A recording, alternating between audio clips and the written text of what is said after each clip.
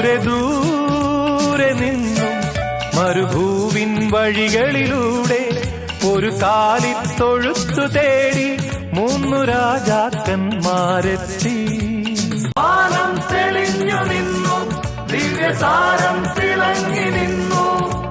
വാനം തെളിഞ്ഞു നിന്നു, ദിവ്യസാരം തിളങ്ങി നിന്നു. മാലാഖമാരവർ വാനവീഥികളിൽ സ്തുതിഗീതങ്ങൾ പാടി.